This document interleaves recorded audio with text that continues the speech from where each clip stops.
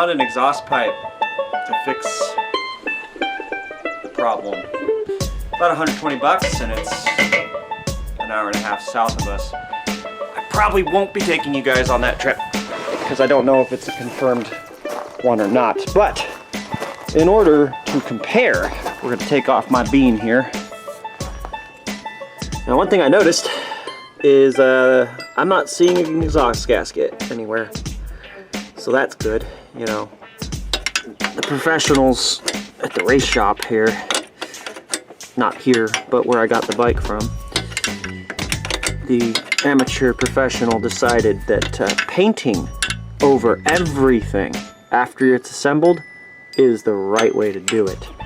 You see, just like these, you don't ever want to grease zerk them again. You just want to zerk them once and then paint over the fitting.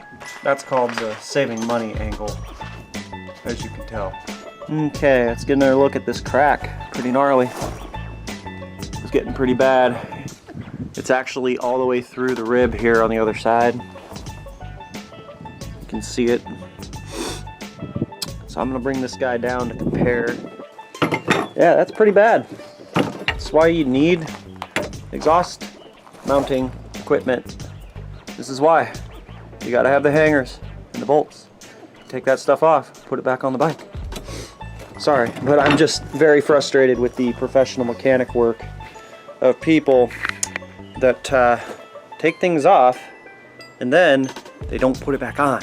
If you are one of those guys out there, please put it back.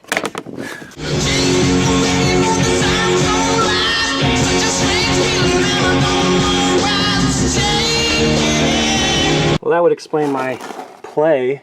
When you don't have a cotter pin, just stack a bunch of washers on it and hope it grabs. It's the same way on the other side. No cotter pins, just washers. This one I literally turned off by hand. That sure has leaked down. And so has that. That one's holding. And that's half holding. So we got at least 2 bad tires. So the first thing I'm going to do is air that up. And then we're going to put that pipe on. And I got one of these to replace that snapped brake tab there. But unfortunately, even though I told the guy I left, he gave me the right one. I didn't notice the little R there until I got home. So we got our $6 gasket. Got a new pipe. We're just going to go ahead and shotgun some of these parts on. Start her up again, and we'll see if she's, you know, a little happier. The more we look, the more we find. I'll slide this guy over. I'll probably take the hose clamp here and back it so it doesn't move back. This is supposed to be rated for exhaust application, so even though it's not quite the right one, we're finding more and more problems. Cotter nut on this side doesn't want to move, so they might have cross-threaded it. If they did that, then they screwed up this axle shaft. Okay. I don't know why they would have it out that far. It's stupid. I don't either. I don't understand. Like, all these problems are relatively easily avoidable. We're not talking much. Imagine being so lazy that you painted over every bolt, every nut, everything got paint on it.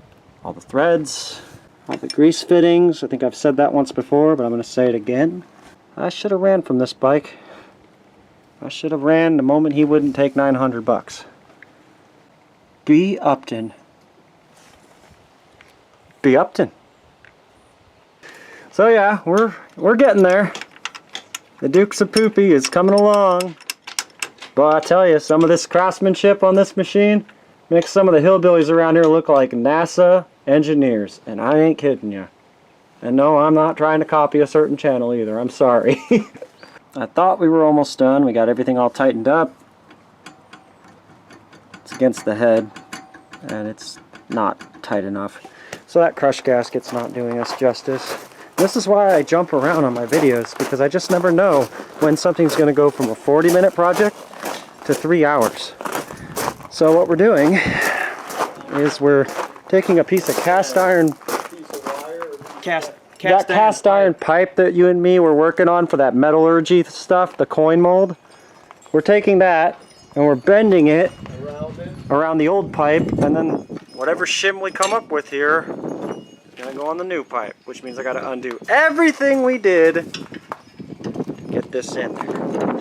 That ridge just doesn't seem quite right. Not like the old flange. And on this other pipe.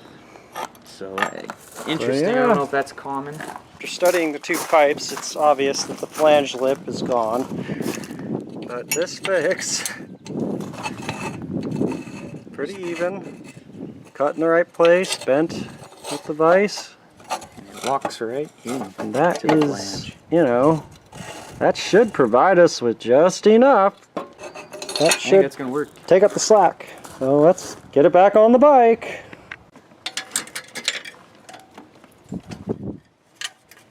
Might actually crush the gasket in place. That is so much better. It's not shaking nearly as bad. We'll see what happens here. There might be a little seep leak, but it won't be anything compared to the frickin' firestorm that was coming out of there with the old pipe. Wow! It's almost like it's supposed to work that way. Isn't that amazing, everybody? I apologize for the difference in audio quality. It's probably horrible. Not to overwhelm the audience, but did you notice how her stance is?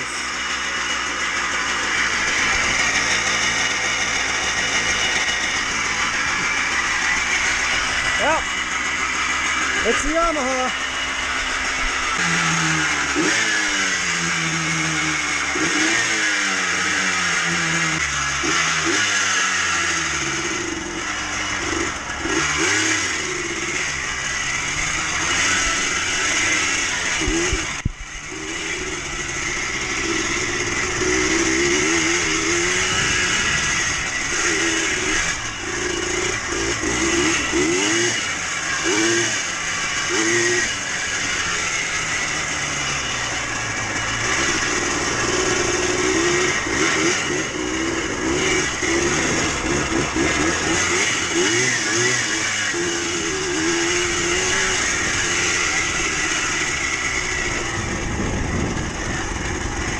Some of that is driveway and some of that isn't.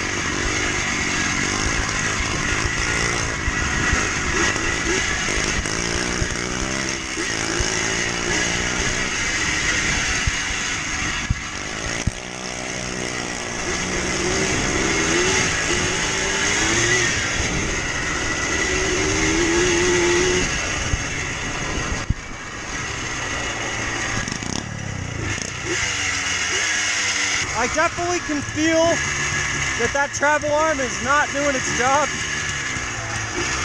And this guy wants to fall off my face, so I might not wear it the whole time. What? Yeah, I need a vest. It does stand up and move. Of course, like I said, when you take left turns, she flexes like no other. Yeah. You know, I think when I first got it, it wasn't doing that because I would have noticed that. So that's something that developed. Their paint job is stuck in the shock or something.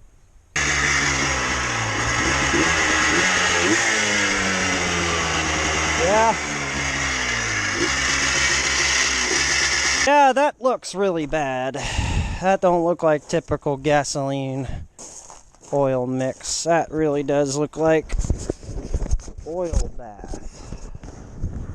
Slipping past the old crank seal. Eating at the crank seal a little bit. I pulled up here and shut her off, and that glass was bone dry.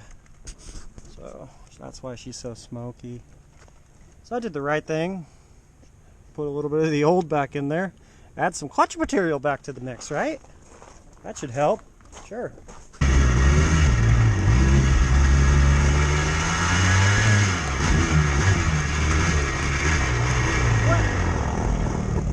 She quit. Well, that answers that. Smoked her out. She stalled. Oh, wait. Hang on. She doesn't have any fuel. I think they need gas. I think gas is part of the thing that makes these work.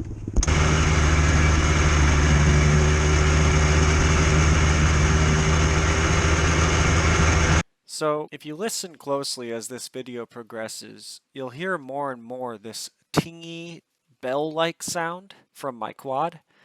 That's what bearings going out sounds like. The bearings in this quad are pretty much done. There's no helping them. It just gets worse as the machine goes. You'll also notice that the smoke cloud behind me gets thicker and thicker and thicker, which again indicates that the seals right next to those bearings are also going out.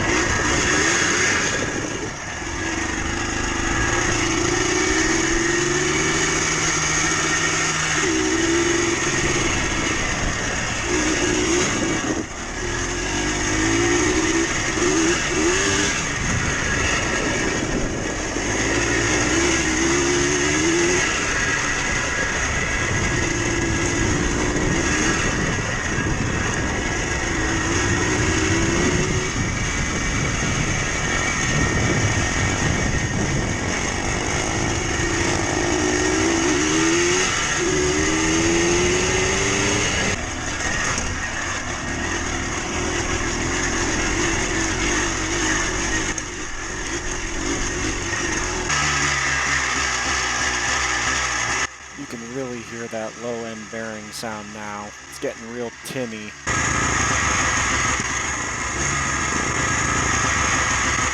I don't know. Let's go up to the road real quick and shut it off up there. Second, the cross intersection. That's really bad. That does not look good either. I don't remember that wobbling so much.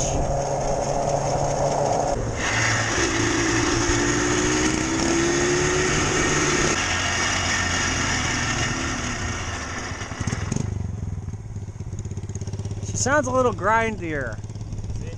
What? It does? I think. I can't tell. This guy started wobbling quite a bit, but I guess we're still together.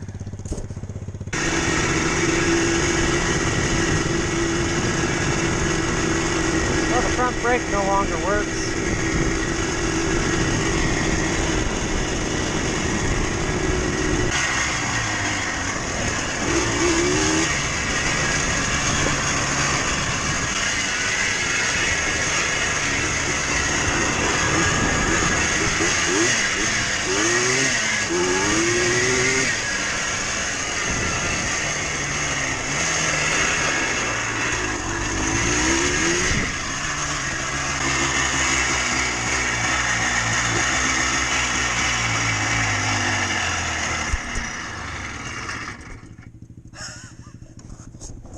I almost thought I heard something metallic happening.